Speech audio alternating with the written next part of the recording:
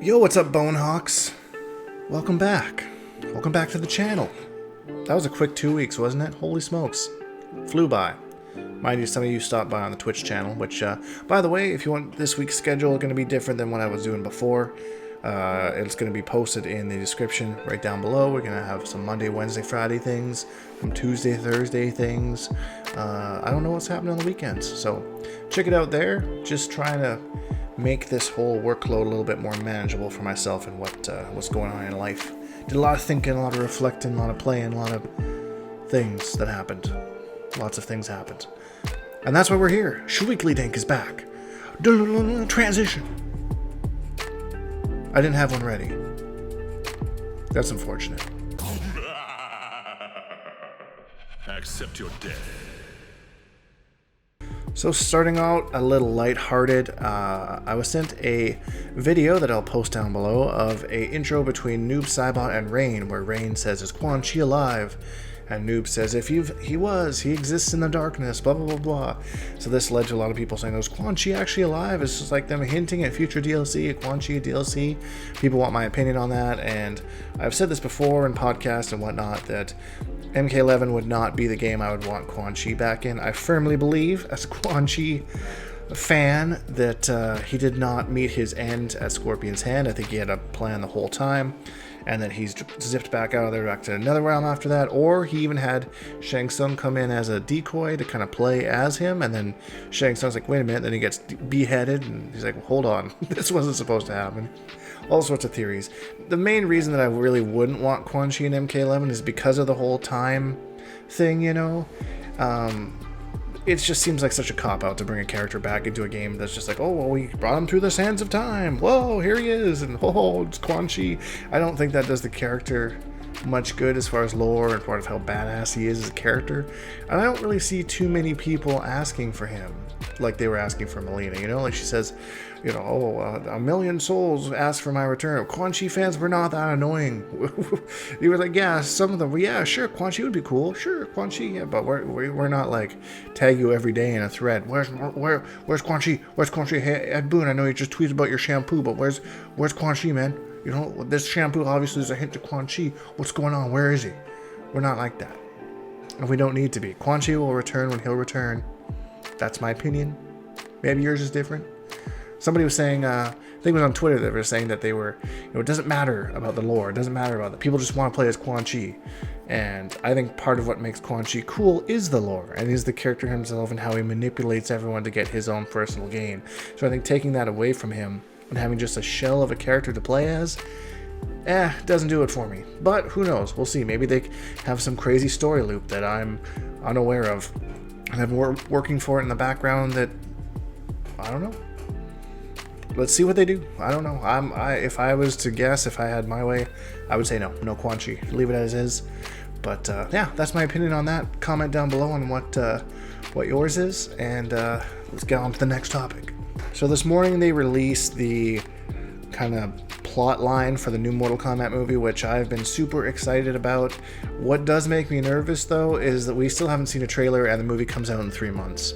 I mean, I'm already not stoked to go to a theater to see it in the middle of a pandemic anyways, but the fact they haven't even released a trailer for me to try and, like, convince myself it's a good idea is kind of concerning. There is, you know, lots of people are supporting the actors that are in it, actresses that are in it, saying, you know, these are good actors and actresses. They'll make the movie worth seeing. They'll make it awesome. So there is some good news on that front. But reading this kind of synopsis of a plot has me a little bit confused and unsure kind of where it's going, but let's read that first and we can talk about it afterwards. MMA fighter Cole Young, accustomed to taking a beating for money, is unaware of his heritage, or why Outworld's Emperor Shang Tsung has sent for his best warrior, Sub-Zero, an otherworldly cryomancer, to hunt Cole down. Fearing for his family's safety, Cole goes in search of Sonya Blade at the direction of Jax, a Special Forces major who bears the same strange dragon marking Cole was born with. Soon he finds himself at the temple of Lord Raiden, an elder god and the protector of Earthrealm, who grants sanctuary to those who bear the mark. Here, Cole trains with experienced warriors Liu Kang, Kung Lao, and rogue mercenary Kano, as he prepares to stand with Earth's greatest champions against the enemies of Outworld in a high-stakes battle for the universe. But will Cole be pushed hard enough to unlock his arcana, the immense power from within his soul, in time to save not only his family, but to stop Outworld once and for all? So right off the bat, so many questions, and I really have to take myself as somebody who's really knows the Mortal Kombat lore inside and out, and I just really have to remove myself because reading this is just, it's cringy. It's so cringy, but I have to remember that this is not specifically, probably to some extent it is, but specifically for Mortal Kombat fans, hardcore fans. It's for people that, I played Mortal Kombat in the arcades back 20 years ago, and they haven't touched a Mortal Kombat game since. They're trying to appeal to the masses. They don't want to get too far into the lore. But with how many Mortal Kombat characters there are, you couldn't have picked one of them to be your main dude. At first I was like, okay, well, it's just a Johnny Cage replacement, but they specifically mentioned that no, it is not a Johnny Cage replacement or Johnny Cage. This is a brand new character to the movie, which just seems unnecessary to me, but maybe it's somebody's idea that they wanted to put in, trying to be creative, putting themselves in it. Cool, I like that, I'm for it. Let's hope that it's done well. What doesn't make sense to me is Kano training with them. How did that even become about? That's concerning. Especially because we know from the Mortal Kombat lore, Sonya and Kano are hardcore enemies going back before Mortal Kombat even started. But again, removing myself from that lore, I mean, that was the premise of the very first movie, right? Was that Sonya was out to get Kano, and that's how she found herself in Outworld. Which, by the way, there was some early reports, some early things that I read about them calling it Outer World, but I noticed in this official one that they kind of scrapped that idea. Maybe that was a typo or lost in translation, I don't know.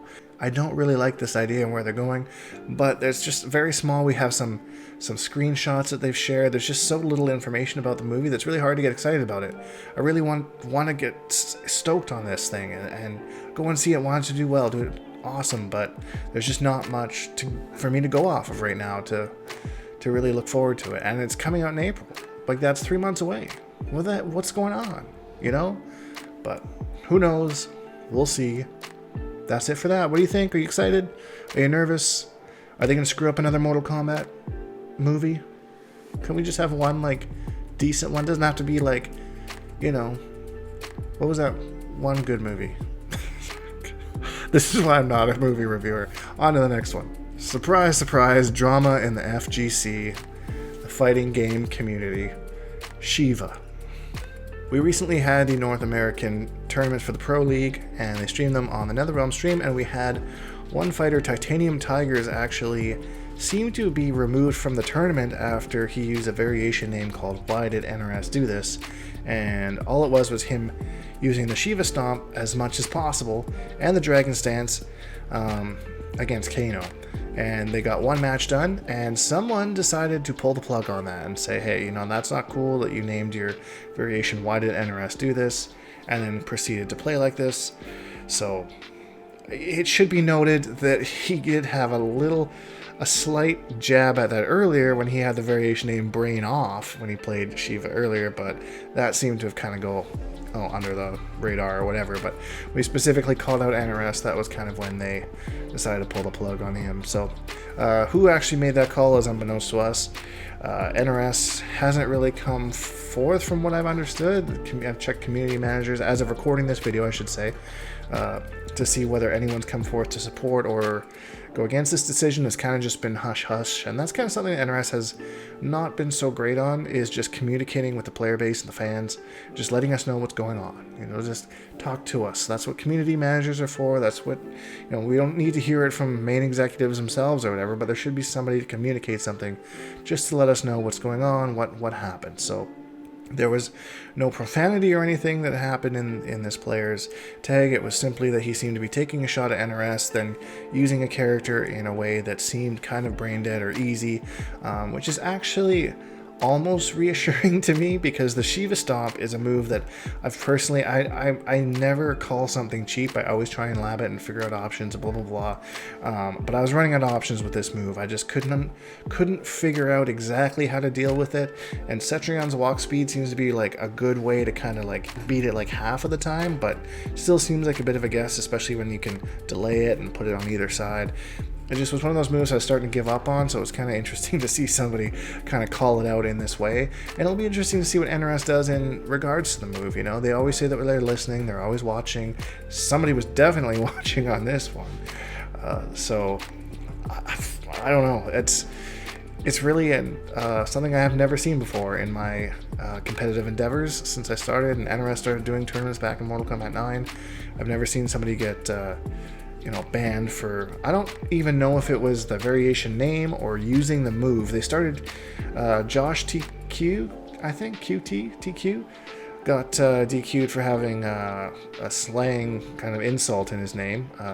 So that was the first one to kind of get removed from an event, and then Tigers here is the second one. So no one's really taken responsibility for it. There was a mod in the Twitch chat that at the time banning people who were talking about it, which didn't seem like the best thing to do, kind of pouring more fuel on the fire there. But I mean, maybe there's more to the story that I know, but just want to get your guys' thoughts and opinions on that. I'll also put a link to the VOD and a timestamp of when exactly this happened, so you can kind of see, what transpired in case you missed this live event. So, and that's it. I'm back. Shiva. Anyways, guys, if you're new here and you want to keep up on NRS news, feel free to subscribe and like the video, because it really helps me out. #Bonehawks and all that stuff, and we'll see all you guys in the next video.